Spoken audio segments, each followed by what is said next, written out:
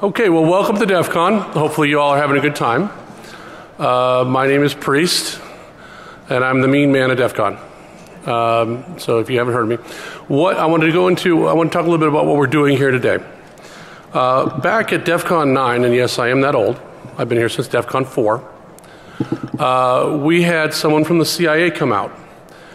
And, you know, they got a hold of MK Ultra or something and volunteered to actually get up on stage. Yeah, if you either got that, thank you. Everybody else was like, what? To actually get up on stage and answer any question you wanted to ask of them. The understanding is that there will be some questions that you will ask that they cannot answer. And as I said in the program, we promise no extreme renditions or mind control unless you really deserve it. So if you see me reaching for my microphone, don't run. You'll just get caught tired. I've put together a panel of people who are kind of off the beaten path. You're seeing some retreads. You're seeing some faces you may have seen before because they also do serve a joint purpose. You're also seeing some faces you probably never have seen before. We are a very heavily military-weighted panel. The reason for that is because our military, one of their missions that they're realizing is what we do is very important.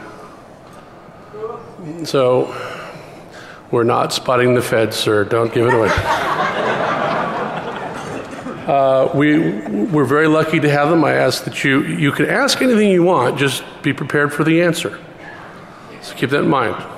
And we reserve the right to make fun of you. And you can try to make fun of us.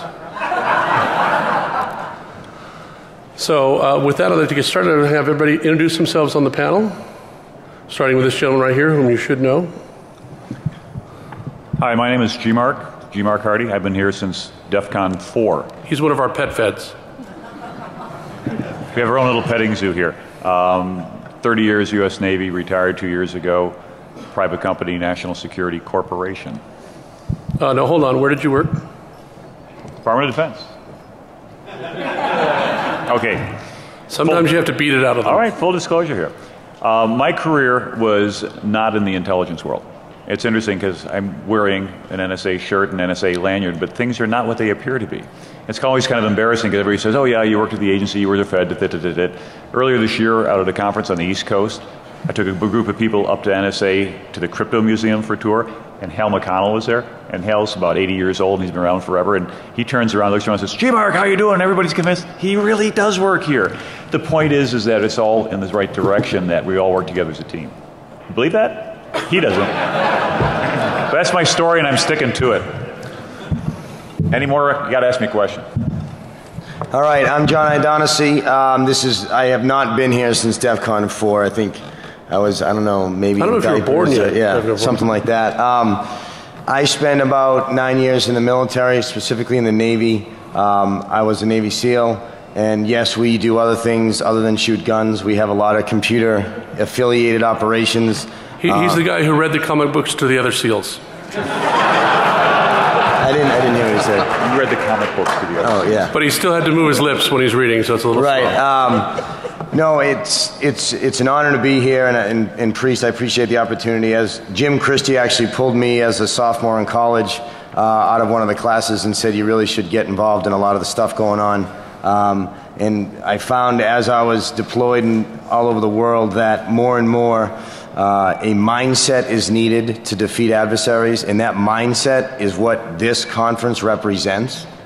I do believe, and I started a company around it, that your world is a white canvas. You can paint whatever you want. The question is, how much time do you want to put into it? So if you want to spend your time doing the puzzle out there on the hardware board to try to figure out what that means, you can probably solve it. If you want to spend your time in near-field communications, you can probably do it. If you want to become a Navy SEAL, you can probably do it. So we're in an unbelievable time where we have digital ubiquity, and as we continue to approach that paradigm, knowledge is in abundance, although time is not. So the choice is yours in being able to find what you'd like to go down the path, but understand you define your own limitations. And you're going to get a lot of questions about that video game. What is it, SOCOM and Call of Duty? So be prepared. In Active Valor. Yeah, in Active Valor, yeah. Absolutely. Hey, good afternoon. My name is Lieutenant Colonel Mark Coffin. I'm a U.S. Army active duty officer with 25 years of experience. I'm currently stationed at U.S. Strategic Command in Omaha, Nebraska. Normally that's associated with nuclear, but also we have the lead for cyber, not Cyber Command. We're the higher command above Cyber Command. All right, I'm the Cyber Branch Chief in the J3. The J3 is in charge of all operations. Prior to STRATCOM, I was at European Command in Stuttgart, Germany, where I was also the Cyber Branch Chief there as well. I'm an offensive guy, not a defensive guy. He's actually a really nice guy. Don't believe him. He's not offensive at all. If you have questions in regards to policy, strategy, doctrine, planning, and execution of cyberspace operations, feel free to ask those questions. Also, I had the best job in the Army prior to that. I was one of the Army Red Team leads where I was allowed to break and enter legally around the world, which we were successful in doing every single solitary time we went out, which gives you some indications of the status of our networks that we would find, both physically and electronically. I'm sorry, sir. I gotta get this out of the way. Where are the nuclear vessels in Alameda? Thanks, Priest. So, part of the intent of this panel here is to help build a community of interest. And as part of that building a community of interest, I also serve as the managing director of a forum on LinkedIn called the Cybersecurity Forum Initiative, about 15,000 people, both national and international. It's a discussion forum of all things cyber. So if anyone's interested in continuing the dialogue, we can also dialogue there, and we'll all be available after this is over for the question and answer sessions across the hall, and I'm also working behind the registration counter. So if you see me tomorrow and you have something you don't want to ask today or over there, just stop me, and we'll be glad to chat. Thanks. Feds are people too. All these guys are very approachable. Hi, my name is Mike Fox. Currently in Army DAC, working for the G2 and INSCOM. I assumed that position about 4 years ago. I spent 36 years in the Army, in Intel and Special Forces. After my retirement, became a civilian. For the last 8 years, I've been building Army cyber capacity, working with INSCOM. And what we've created is a brigade. Part of that brigade is made up of 400 civilians. And so we're looking for people just like you to fit in. That brigade does both things. It does offensive and defensive things. So I have a recruiting team here with me, and they've been walking around. And during the Q&A, if you'd like to discuss what we do and how we're looking for talent, you can talk with myself and that same team next door. Two things. I speak Fed and I speak English. So if they say something gobble gobble gobble G2 blah blah blah, and you have a question, raise it. I'll be happy to translate for you. And we are serious with the government is hiring. And I went back into government service after 9/11, and it is a very rewarding career with some very, very cool toys. I have a $500,000 a year budget just for myself for toys that we put together. It doesn't pay as much. But like I said, you get the really, really cool toys. And in his case, you get to kill people. My name's Jim Lent. I only had 21 years in the Army, but I started out in 1975. And I got to go to some other places in the government.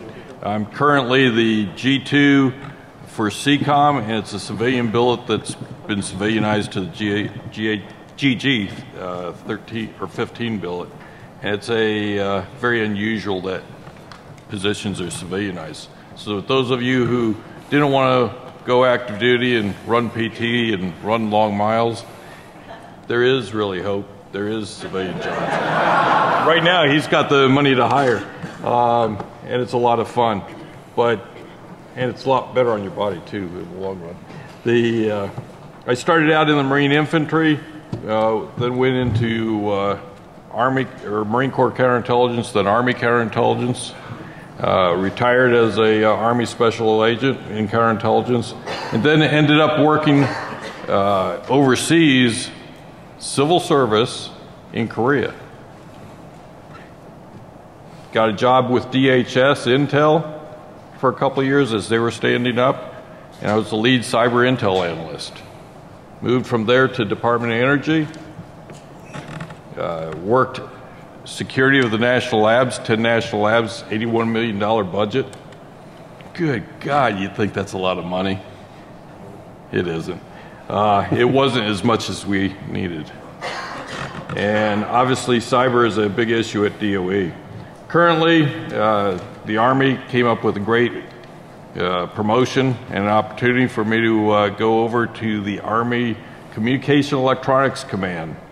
Basically, it's not as sexy as a lot of these other places, but think about all of the sensors, the SIGINT, and the communications equipment. Basically, the Army has WIN-T, a tactical LAN. We can put it up in any country, and soldiers will use that.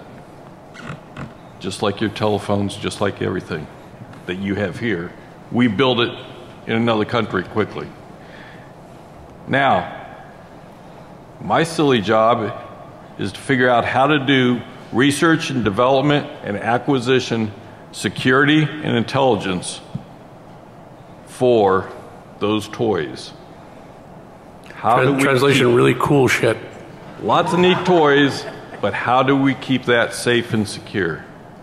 And later on, in question and answer, you guys might ask how we do that. By the way, I want to point out there is one fighter pilot on this panel. If we've already gotten to him or when we get to him, I'd like to see if you can guess who it is. It should be pretty obvious. If you notice, you know, I'm uglier than sin. There's really only one movie star quality guy on the stage who's perfectly proportioned, has a six-pack at his age. Yeah. Any guesses, by the way? Anybody? No guessing? Priest, how do you know he has a six-pack? Sir, it's my understanding you can no longer ask me those kinds of questions, sir. Priest, you can ask those questions, and I gave you a six-pack of Corona just a couple minutes ago. I told you I wasn't cheap, sir. I'm the fighter pilot. My name is Punch Moulton. I grew up in the Air Force in the 70s and 80s and 90s, flying F-15s. I spent four different times I was assigned over in East Asia, but what matters most to this organization is at my last job I was the director of operations for European Command. That's a job that, for those who know the vernacular, I was the J3. It's a job that tackles all the U.S. military operations and coordinates with any other government agency that would be in the European region that's doing U.S. federal government kind of national security stuff. So we dealt with the State Department, we dealt with the NSA, we dealt with Department of Energy and USAID and the like. That job spanned 51 countries. That's from Vladivostok to Greenland, from the North Pole down to the southern edge of the Mediterranean. And it was air, land, sea, space, and cyberspace. And the reason why I'm up here is because when I took that job over 3 years ago, I felt that we, the Department of Defense, we, the federal government, were way behind in thinking about cyberspace. I left after 3.5 years of doing that job believing that we're still way far behind. But what we did try to do was tackle some larger, bigger strategic, how do we use cyberspace for national security, and how do we organize our use of cyberspace for national security. And so I'll be happy to talk to people if they want to down that path. One quick statement, let me give a shout out. I have retired from the Air Force now, and I'm working for a firm doing cyberspace strategies, but I want to give a shout out to CSFI. Mark mentioned it a minute ago. I consider it to be a vital community that tackles cyberspace security on a day-to-day basis.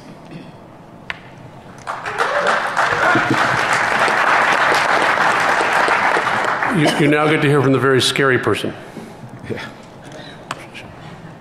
Not really. I'm Kathy Roberts. I did 32 years in the United States Air Force, mostly in space, some also in cyber. In the first Fed panel, they mentioned eligible receiver. I was a party to all of that as a younger officer. I spent a lot of time in and out of the NRO, and my last position in the NRO was as the director of the Signals Intelligence Satellite Acquisition. I retired in 2009 and didn't want to go back to a fairly regimented and lots of hours, so I worked for myself. I highly recommend it. Does everyone here know who the NRO is? Very good. So when you go outside and smile for the satellite picture, she's the one who gets to see you.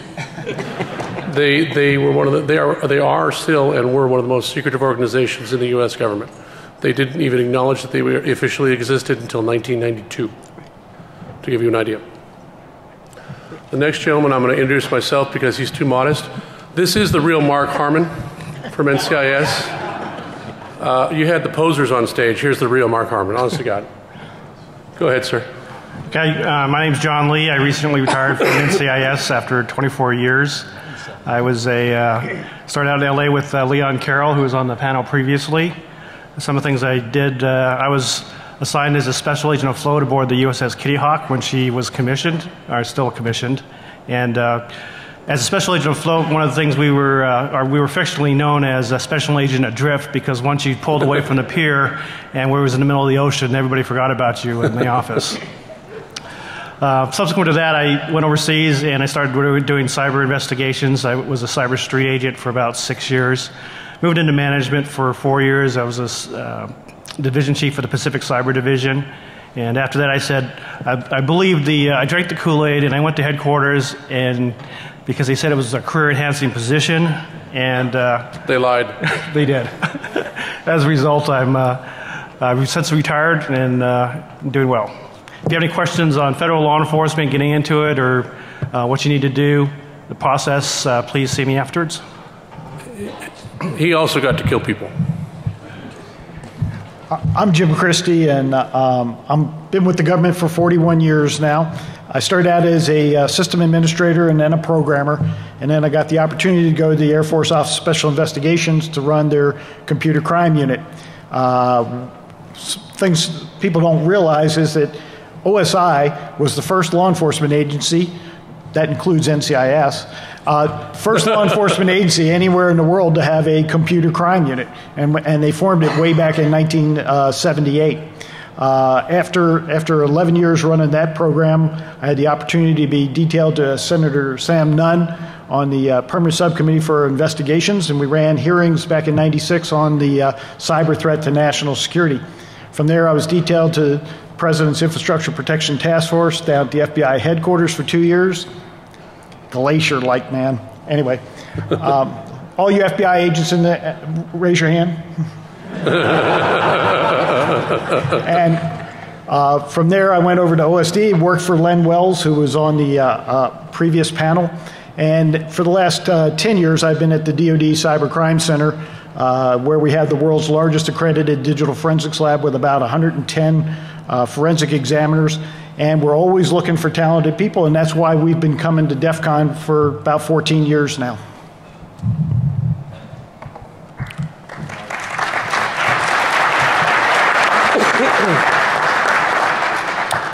Well, let's go ahead and open the floor to questions. If you could please, okay, we're just going to rush the podium here.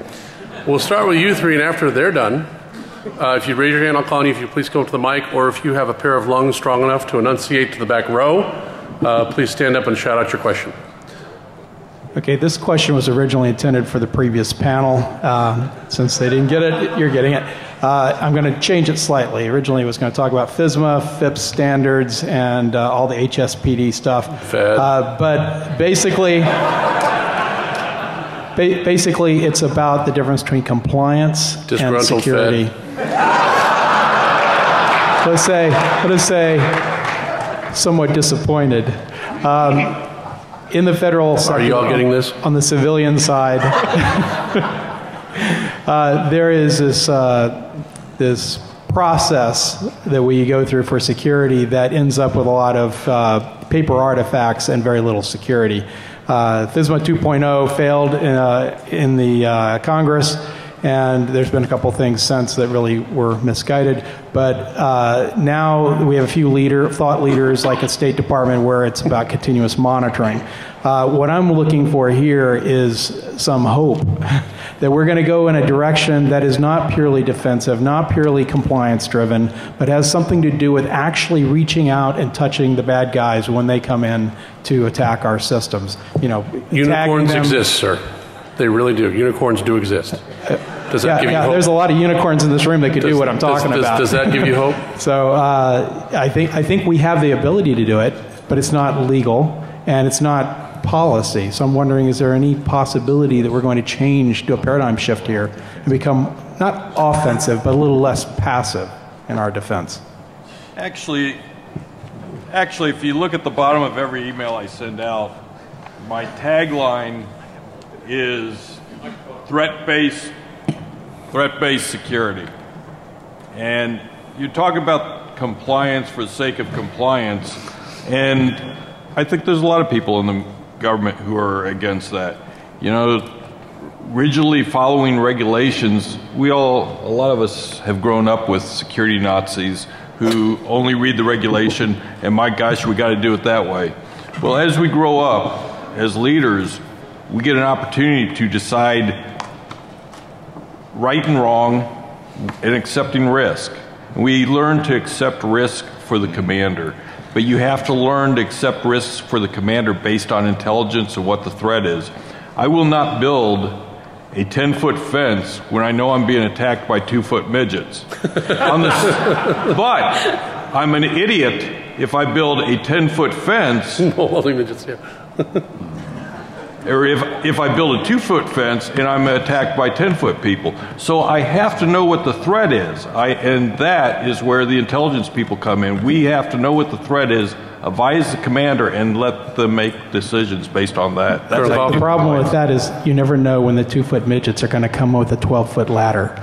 And that threat environment keeps shifting, and if we're only reacting, we're never really defending. That's what intelligence is all about, doing smart-ass disgruntled whistleblower. Doing requirements.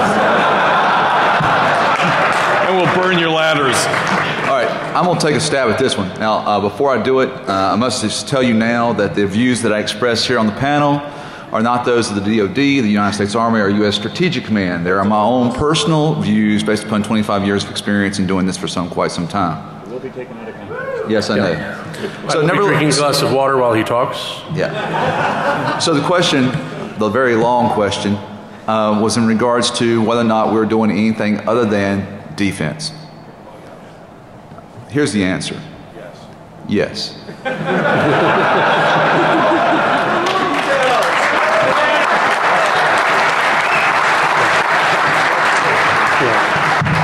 But more importantly, it's the skills that you have that we need to bring into the fold to make what happens to defend networks that much more proactive rather than reactive. And just to add on top of that, think about what's happening in our corporate world now in regards to the attacks they undergo and the theft of intellectual property. You see what they have done on their own as a corporate entity to help disrupt those attacks. They've not just been purely defensive. Also, they've not just taken place within the cyberspace domain. They used all assets of power available to them in order to help execute an action to stop the pain. Don't you think your government's able to do the same thing? But you don't. But by the way, you're not going to see it all the time. It's not going to be done for everything all the time. And it's going to be done for the most critical things of all. That's a fact and reality. Capacity, capability. Smart people, some of you, most of you, are in the room now. You have the ability to do things that we need done in defense of the nation. All right? The question becomes whether or not you seek to step up and serve. Not necessarily as in a military uniform like I wear, or a U.S. government civilian, but willing to serve in some shape, form, or fashion. Thanks. By the way, I'd like to add, you only hear about when the government screws up. You don't hear about when we have a win. And there's a reason for that. Go ahead, ma'am. I'd like to get a clarification first. Are these people off limits for Spot the Fed during this panel? You're a woman, so my answer of "you're not very bright, are you?" I'm not going to use because that's not nice, and I can't do it. They're off for Spot the Fed. I'd just like to say something. I've been attending DEFCONs since about 1997. I'd say about 12 of them. And during that time, I was never spotted, and I was really worried when I worked for the government. But so you all fail. And here I am. Well, he would run the other way when I was coming, literally. He'd see me and boom. And also remember, he handed out business cards. So y'all suck. Next question, ma'am. Sir. Go ahead and form, actually, you know, go ahead and form a line at the microphone. We do want to get this on tape. Wow, so that was an easy question. Generally, the U.S. military is prohibited to operate on U.S. soil against U.S. citizens. And here we go. No, it's okay. When I was posse comitatus, sir. Yes, posse comitatus. When I was in a Seaweed battalion. It's an electronic warfare battalion. My condolences. Sir. Yes, exactly.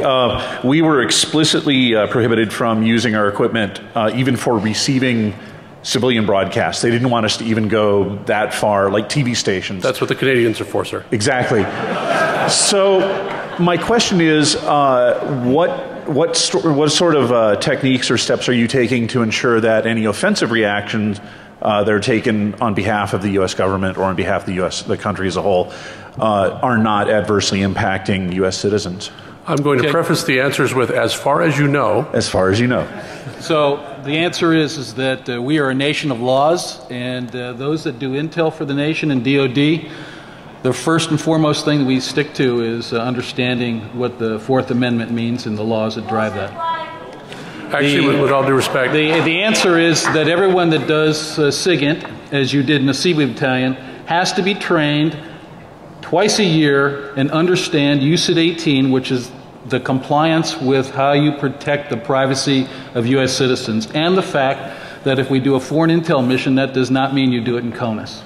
And so we strictly look at that, and INSCOM is tasked with managing that effort for the entire Army, and it does so quite robustly. I want to point point something else out, and Pam, your meds called. They miss you. How many people like retirements? Yeah, I was about to say, you know what, I'm a civil servant, just like everybody else. Everybody else on this panel is a civil servant. I have a wife, I have a child, I have a mortgage. I really don't want to go to jail. It's horrible. And I guarantee you have experience? Only 2 days in Italian jail. We'll get to that in a minute, sir. That is the philosophy that pervades. The movies are great. You know, oh yeah, big bad CIA breaking in, you know, enemy of the state, so on and so forth. I got bad news for you. We're all civil servants. We all work 9 to 5. We're not plotting how to get you. And we are not going to break the law. And it will come out. CIA selling drugs in South Central Los Angeles, not going to happen.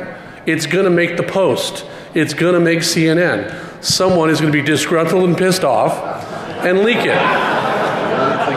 It will get out. And it just isn't done. We don't want to go to jail. I know I don't. And even at my size, I don't want to be somebody's bitch. So it's just, even if the thought crossed my mind, I'd sit back and go, oh, wait a minute, getting screwed in the ass? No, I'm not going to do it. So just as a follow-up, do incidents occur? Of course. I mean, we're people. Things happen. Every incident, though, is reported, and it's investigated, and that report goes all the way up. Some of them result in action against individuals, but most of the time it comes back to training. Priest, let me make 2 comments to this. First of all, a lot of people are focused on U.S. citizens. The law is actually much broader than U.S. citizens. It talks about U.S. persons, and that's a very different definition. So you should go to the legal document and look at U.S. code as to who all is included in that, because it's a lot broader than U.S. citizens. The other thing, in support of what was just said, before people jump to the idea of conspiracies are hard. Never assume conspiracy when ignorance or stupidity will do. Amen.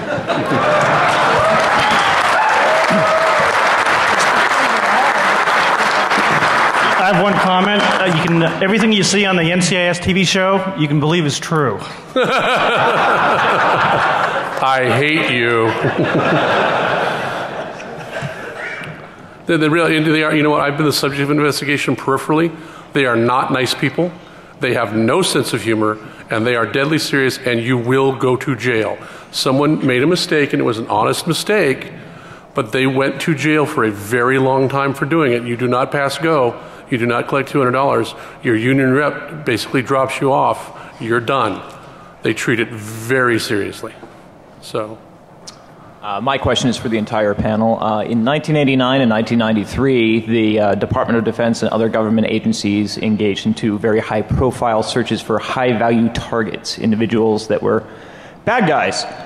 Since then, priorities and technologies have changed, so this is a higher priority, and we obviously have new techniques, technologies for chasing high-value targets. I know that the gentleman from the Navy was involved on the kinetic end of that, and Stratcom now has responsibilities in that area as well. So if the panel could speak about, in the public domain, how technology has changed the hunt for individuals in the real world rather than the virtual world, how virtual tools have changed that process.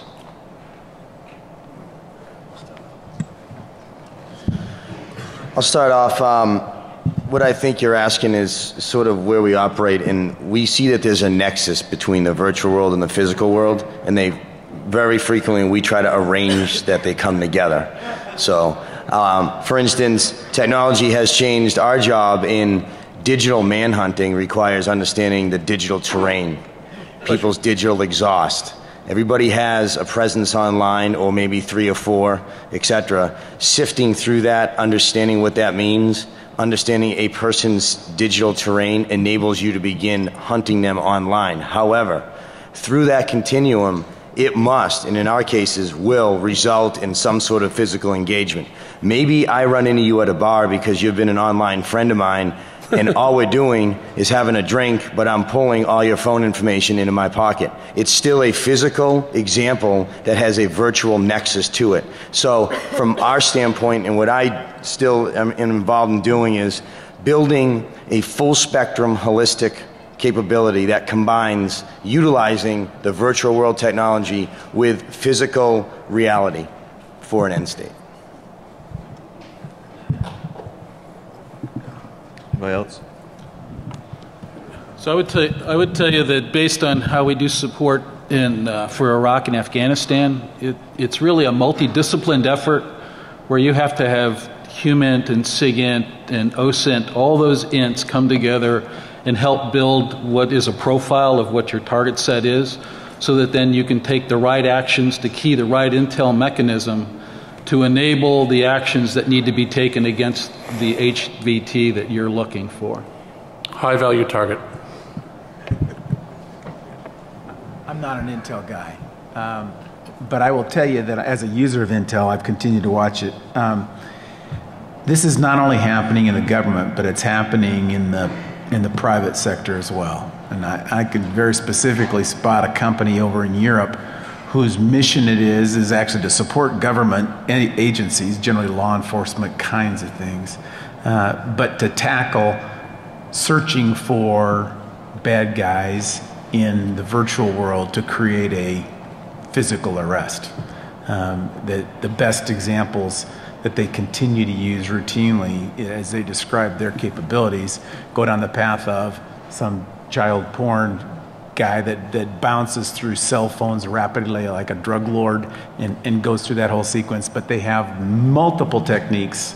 And this is a company, not a government, that's doing it. Now they only provide their services today in the open, to the best of my knowledge, to law enforcement agencies with the appropriate judicial writs, etc. But that doesn't make any difference as far as I'm concerned, because the techniques and the processes exist completely outside of the government. Anyone else? Yes, the domino story. Yes, thank you. You know, that answer was kind of like eating sushi. You're full right afterwards. Then about an hour later, you're like, man, I'm hungry. So there's a lot of words in there, but not a lot of information. I'm sorry, that's just the way it's going to be. But yes, there's some really cool shit. Watch the Discovery Channel, actually, or come to the talk on the drones. We're having a talk, I think, later on today on drones. Oh, it was yesterday. I'm sorry, it was yesterday. We got to talk on temporal displacement this afternoon, so go back. That's right. Yes, sir. Hi, thanks for coming before us. And a few months ago, I left a top 5 financial institution. And because of our inordinate market share, we had much more communication with government officials and military forces than most other companies, yet it still felt like a one-way street. What are some ways that you can give us in the private sector meaningful information that we can act on and defend our critical infrastructure? Because right now, it's only one way, and it's not beneficial to us.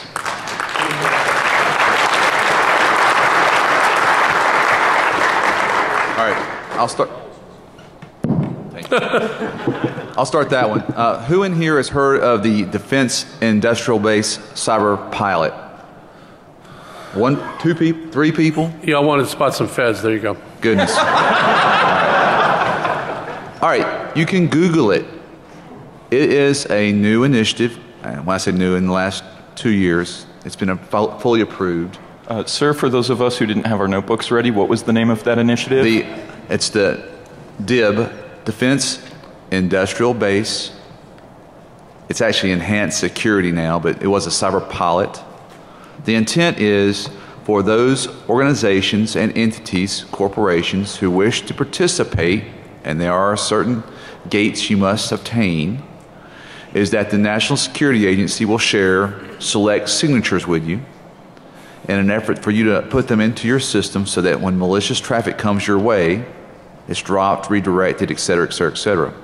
In exchange, you will also advise NSA about the attack, right? So they can get a better understanding of where the attack is, where it's coming from, and what it's doing.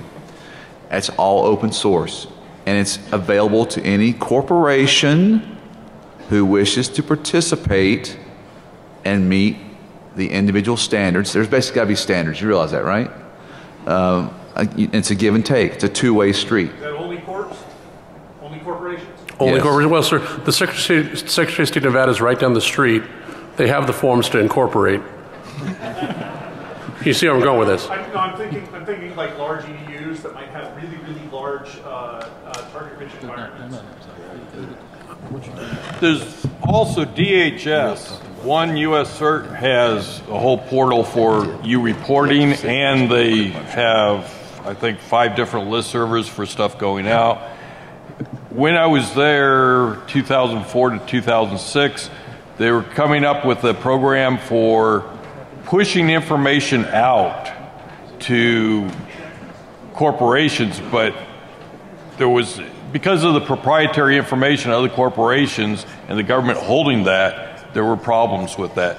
And that's where you have to sign up for their program, get into their program, and both the company and the government signs an agreement. If you look on the DHS website, they have the newer information than I would have. But definitely they've got a program, and that's really at DHS level, that's beyond the military side. They have the information there for sharing. Okay, don't fall over, but I'll be plugging an FBI program. How many people here have heard of the InfraGard program? A few of you? That's a public-private partnership between the FBI and private industry. You can sign up for that. They have regular meetings. They've got a good information flow. You've got to contact your local FBI office. They can provide their cyber squad, and they can provide information to you. And you get a really cool fez, because fezzes are cool. There's also one other thing. There's a program with Carnegie Mellon where Carnegie Mellon actually acts as a filter, if you will, or a spacer between the government and industry, so that you don't have to expose all your corporate secrets, but you can transfer information back and forth.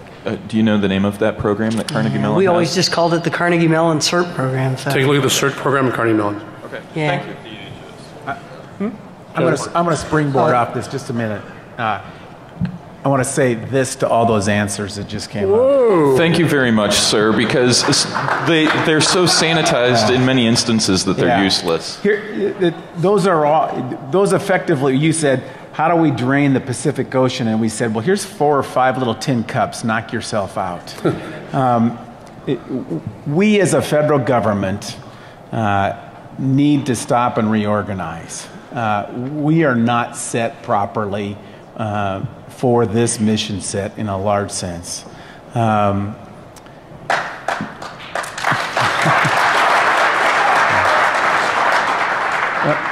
I will tell you, I'll give you the anecdote. Nobody on the planet said that the Department of Defense should be prepared to shoot down airliners on the 10th of September 2001. And everybody on the 12th of September thought that that should have been done.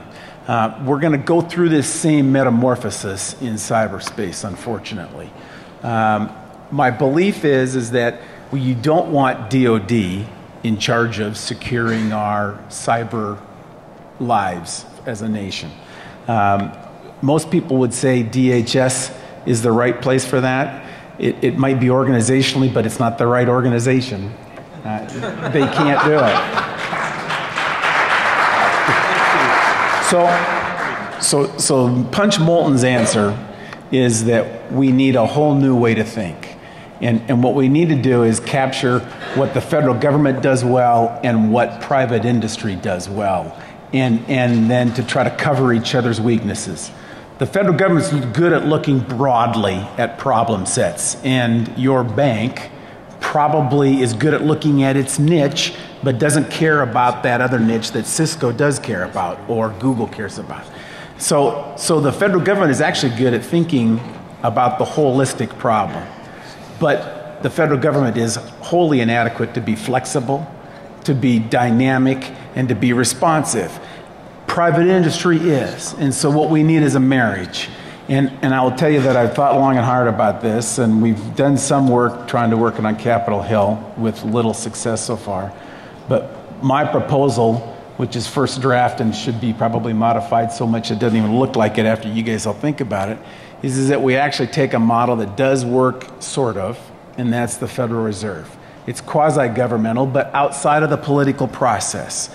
It would probably have a board of governors of this new cyber Federal Reserve thing that is some people from government and have a holistic, probably some people from academia, but a bunch of people from the spread of what cyberspace companies are about in our country. Some of them macro, the Googles, the Apples, the Microsofts, the Ciscos. Some of them smaller, probably some of them just past startup in the cybersecurity arena. And have them all on a board of governors that leads then a staff of people that tackle the large questions that we have about cybersecurity for our nation, which would then, if you had that large infrastructure on top, removed from politics, but inviting in the entities that really benefit from this in the corporate world, you would create an environment where sharing public and private would actually really happen.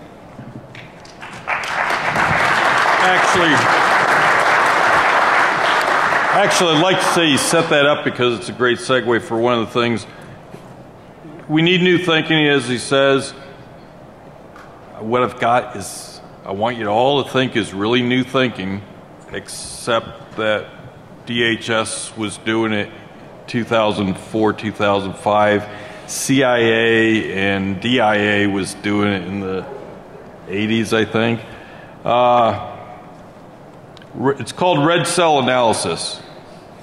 And get your pens out. And basically it's the portion to think the unthought. One of the things in the 9/11 Commission was that Intel and the intelligence community had a failure of imagination. Now let's face it, 37 years, you get a little rigid. All of us get rigid. And it's harder to think out of the box when you're inside a box. And we think of set answers, we think of SOPs. And you guys don't even know the SOPs. So this is a neat thing.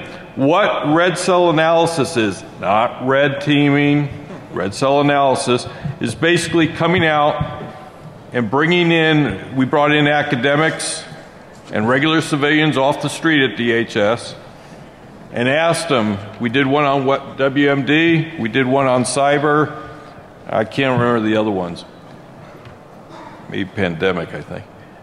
And we asked people who were specialists in those areas to give their wacky thoughts.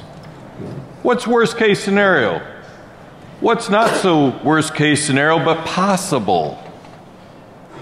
And the intel analysts in the back of the room kept their mouths shut and didn't ask too many questions because they did not divulge classified information. The entire event was unclassified. But as a result, we're able to walk away. I'm a big proponent for using the intelligence cycle to make it work. And you have to put in requirements, but you have to think up requirements. And how the hell am I going to think up that airports are really ammunition centers? On the 12th of September, it was an ammunition center. Airplanes are a weapon now. How do we start thinking about those things in cyber? So what I'd like to do is, I've got both a charity and then my day job at work. My charity will pull things for blogs that the charity does.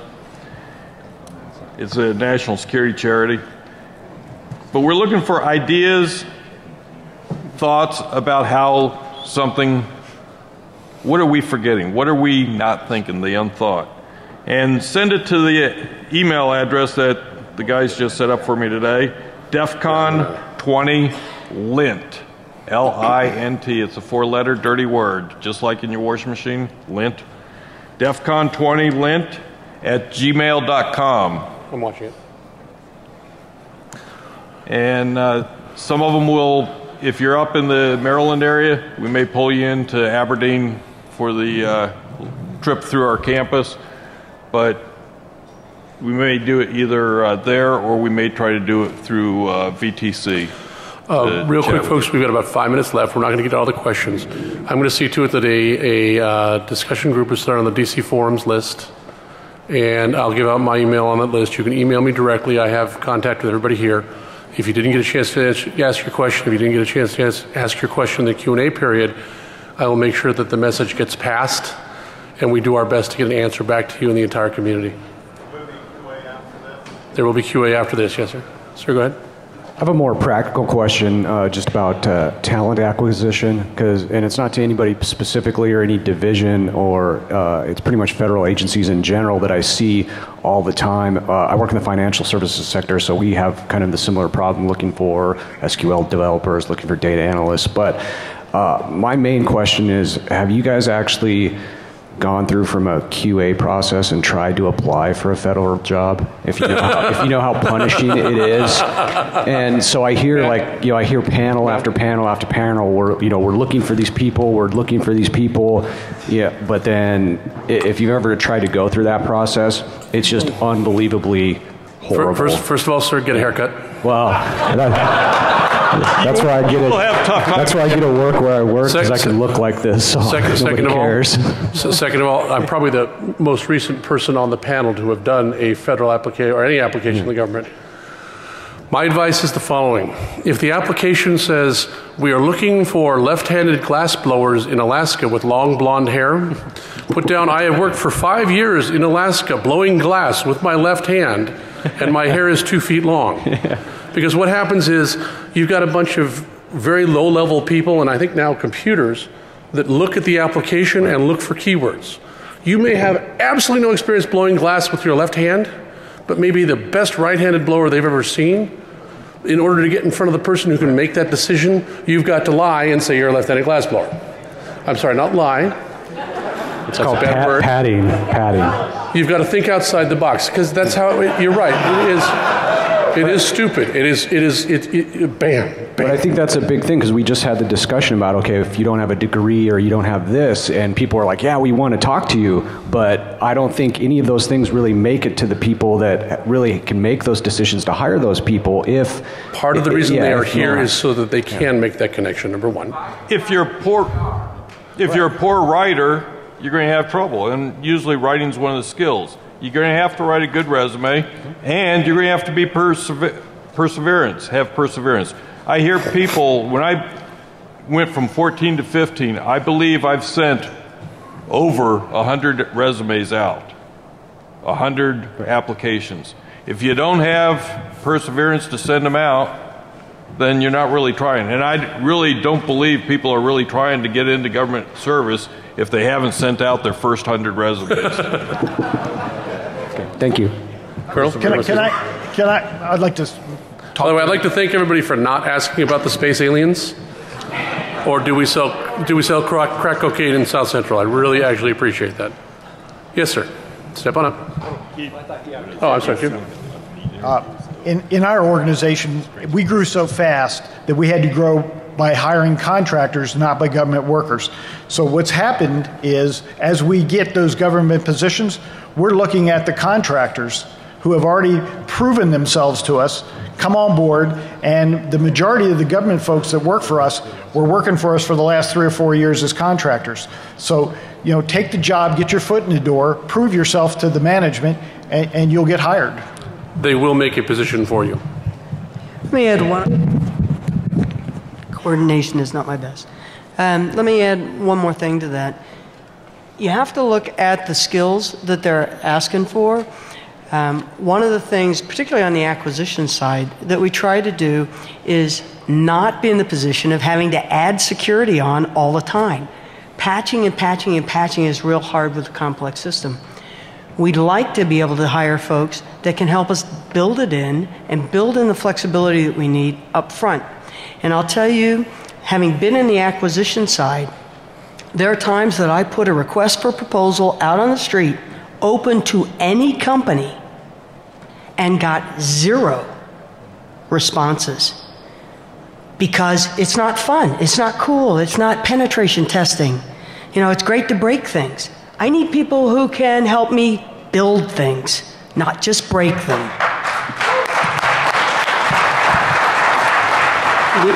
We've got about 30 seconds left. Hopefully this was informative. I realize it was short. Hopefully we did answer and dispel some myths and put kind of that happy smiley face on what the government service does. And we want to try one more? Okay. Can we do one more? Can you talk fast? I can talk fast. So you said that we were a nation of laws, but given the Fourth Amendment and that you're building domestic spying facilities in Utah. There's the wingnut. That's fine. I'm just going to go ahead and ask it then. I completely disagree as a civilian. So here's my question.